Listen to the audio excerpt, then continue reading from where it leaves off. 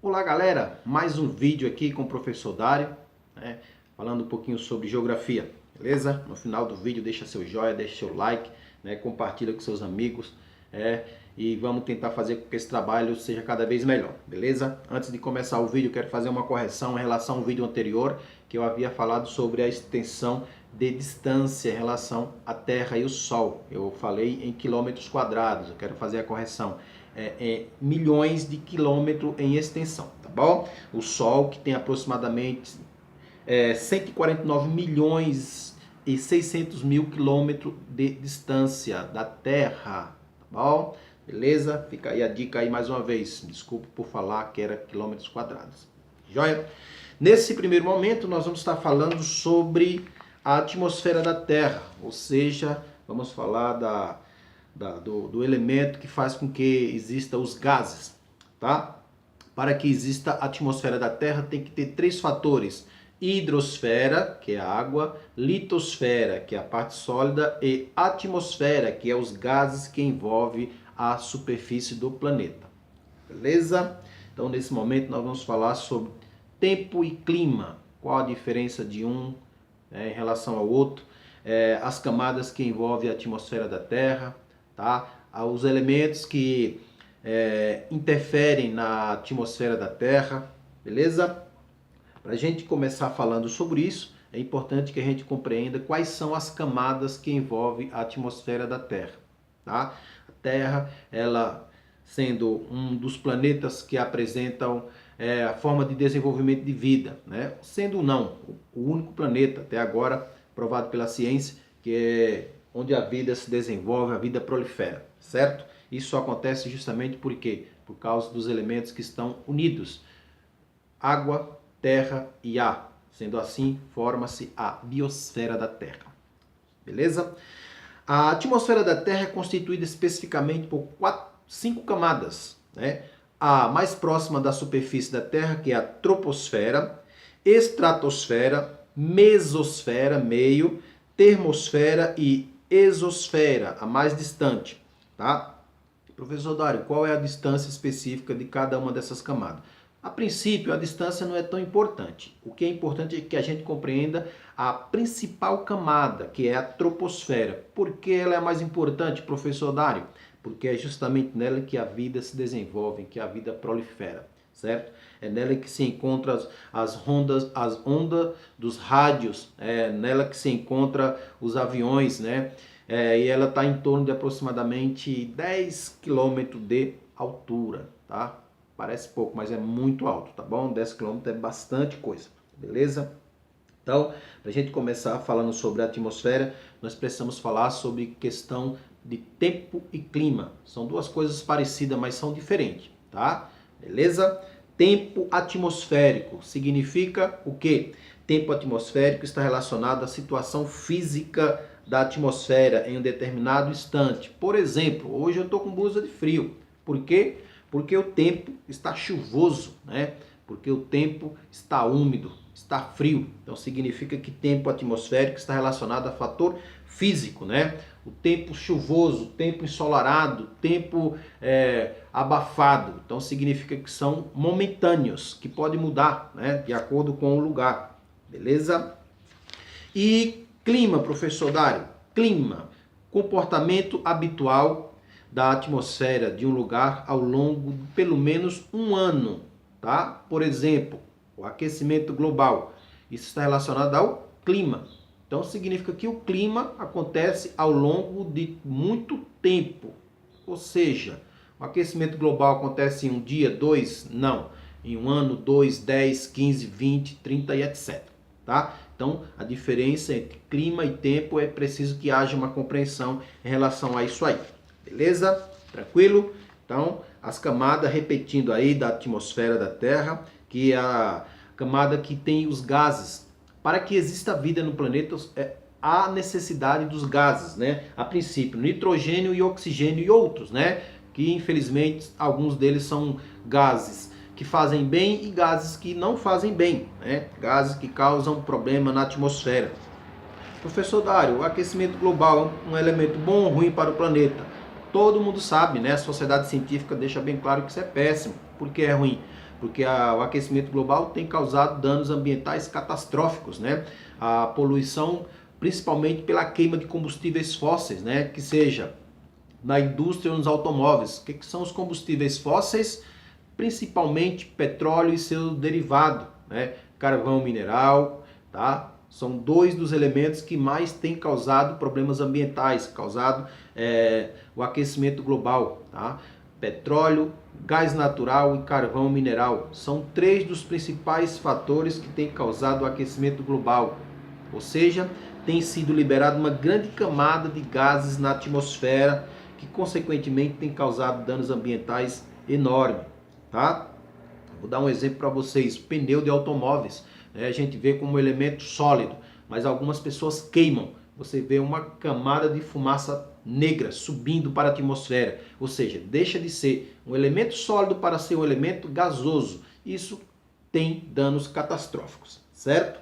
Esses danos catastróficos, nós podemos dizer, está relacionado à mudança climática, né? A chuva ácida, a ilha de calor nas cidades e outros fatores.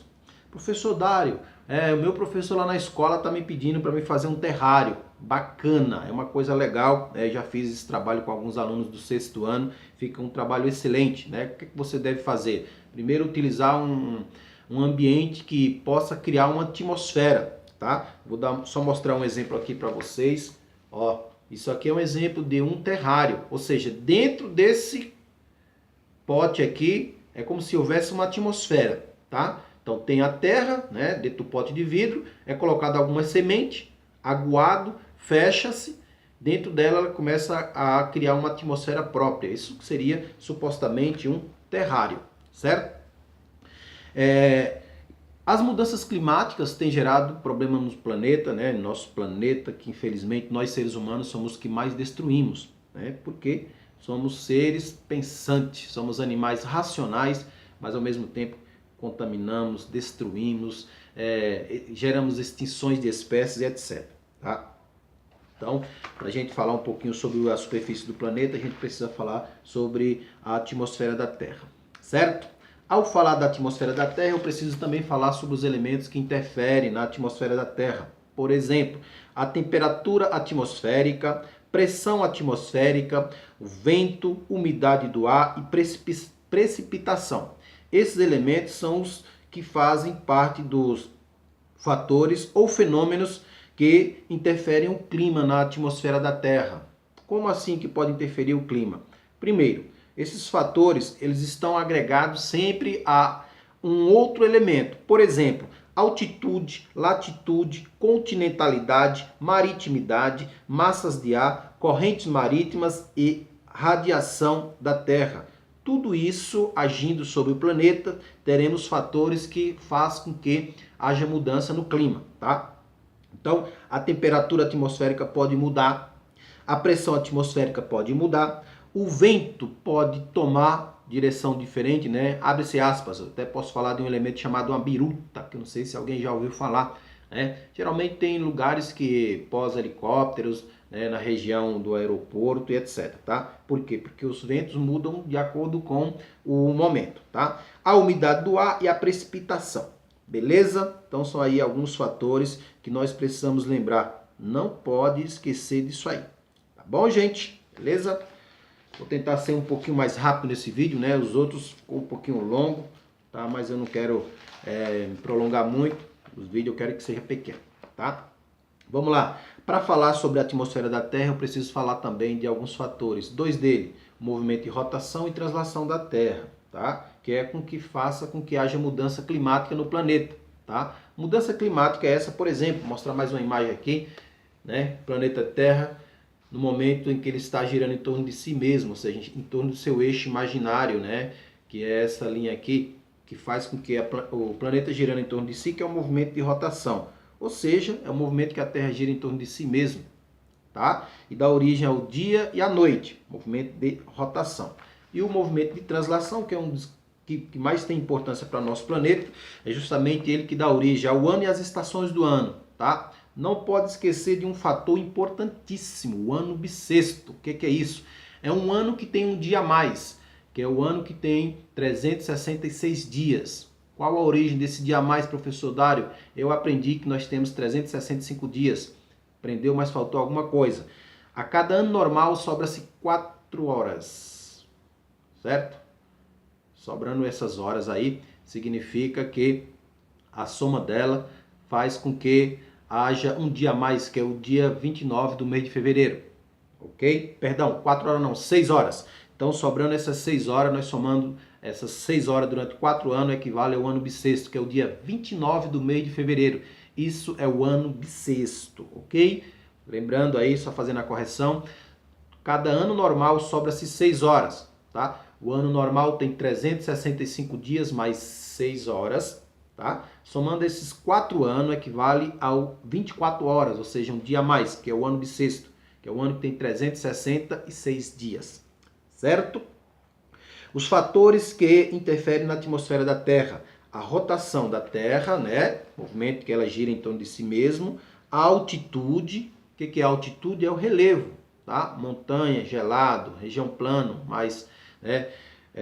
O clima é mais favorável. E a latitude.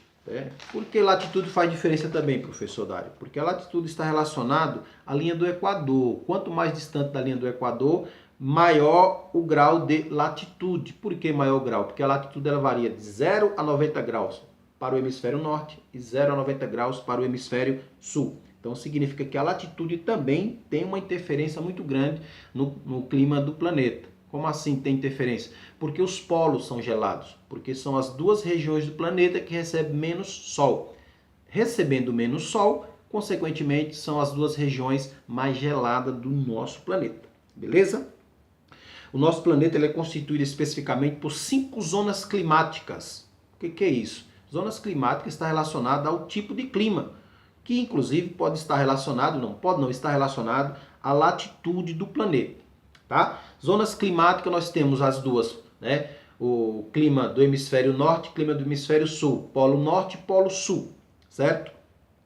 A região que tem bastante importância é a zona intertropical, ou seja, é a região que está entre o Trópico de Câncer e o Trópico de Capricórnio, ou seja, é a região que está próxima à linha do Equador, certo? Acima do Trópico de Câncer nós temos a zona temperada do norte. Para baixo nós temos, né, abaixo do Trópico de Capricórnio, nós temos a zona temperada do sul, certo? Então, repetindo, nós temos zona polar do norte, zona polar do sul, zona intertropical, zona temperada do norte e zona temperada do sul, beleza? Uma outra coisinha rápida, né? Uma característica que a gente precisa falar, eu não posso deixar de falar, das mudanças climáticas que acontecem no planeta, né? Por exemplo, o efeito estufa, né? A gente fala bastante sobre o efeito estufa em relação ao clima no planeta. O que é o efeito estufa? É um fenômeno natural do planeta na qual mantém a temperatura do planeta, tá? Os gases que existem na atmosfera da Terra mantêm a temperatura. Sem esses gases, o que acontece? O planeta poderia congelar aproximadamente 18 graus negativo, tá? Professor Dário, mas o efeito estufa fala que é ruim. Não, o efeito estufa não é ruim. É um fenômeno natural na qual mantém a temperatura do planeta, todavia que, quando se há queima de combustíveis fósseis, né? A liberação de gases que não é bom para a vida no planeta gera problema no efeito estufa, beleza? Esse problema do efeito estufa também irá alterar vários fatores, né? Eu falei de chuva ácida aí em uns momentos atrás, eu não posso deixar de falar que a questão da chuva ácida está justamente relacionada ao quê? A poluição da atmosfera, né? Então a poluição da atmosfera ela vem agregada em cima de quê? Em cima da queima de combustíveis fósseis, né? Como eu já falei, em cima da queima das florestas. Tem causado danos ambientais como destruição de estátuas, destruição de floresta, morte de animais, pode causar até danos à nossa própria pele, tá bom? Então não pode esquecer isso aí.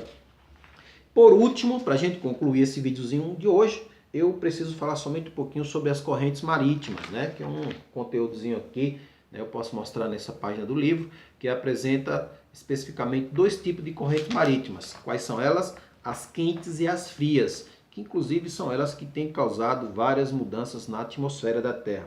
Como assim mudança? Vou dar um exemplo para vocês bem simples. A questão dos desertos.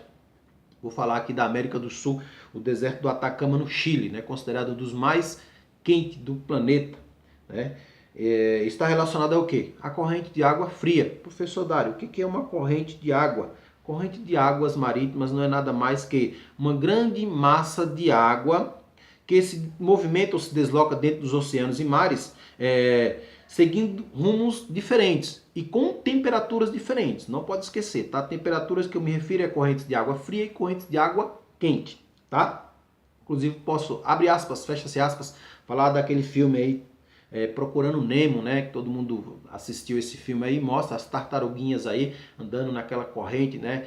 E mostra um exemplo de a forma de movimentação delas, tá bom? Professor Dário, nosso país é banhado por qual tipo de corrente? O Brasil é banhado por corrente de água quente, por isso que nosso país é de origem tropical, né? Chove constantemente na época de verão, aqui na região sul, sudeste, centro-oeste, né?